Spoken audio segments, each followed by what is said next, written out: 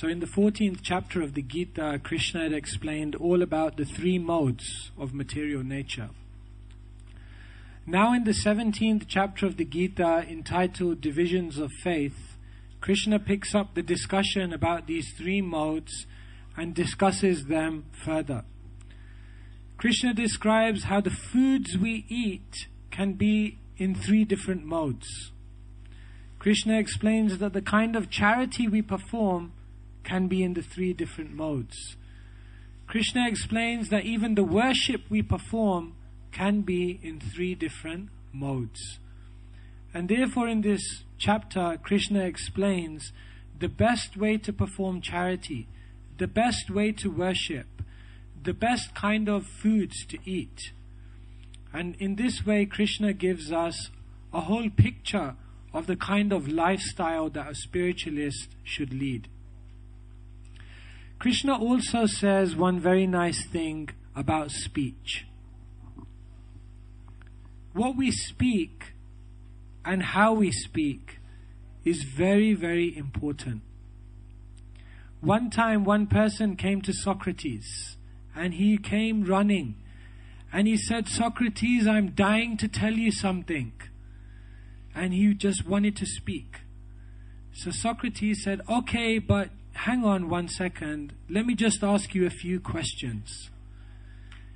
Is what you're about to tell me definitely true?" So he thought about it for a moment and he said, "No, I'm not sure. Probably it's not true. I don't know." Socrates said, "Okay, anyway. Second question, is what you're about to tell me something nice?" He said, "Not really." And then Socrates said, "Okay, but is what you're about to tell me beneficial for me?" He said, "Not really." So Socrates said, "Okay, you can go and tell someone else."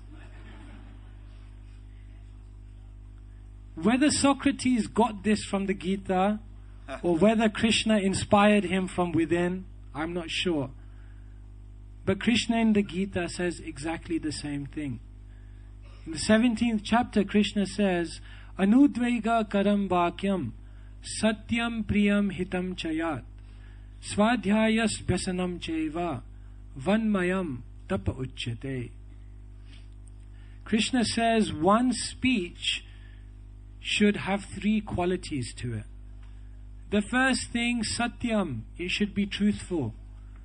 The second thing, priyam, it should be pleasing. And the third thing, hitam, it should be beneficial.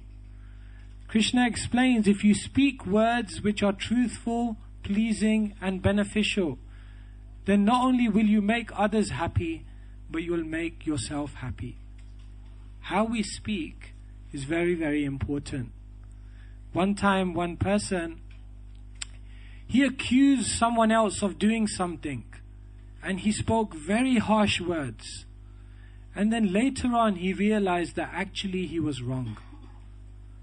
So this person, he felt very bad, so he went to the local saint and he said, "I've done this, how can I repair the situation?" So the saint said, "Take this pillow, and what I want you to do is go to the middle of town and cut open this pillow and just let the feathers go everywhere."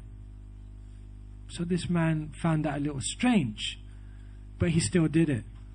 He went to the middle of the town, he cut open the pillow, and the feathers went flying in all directions.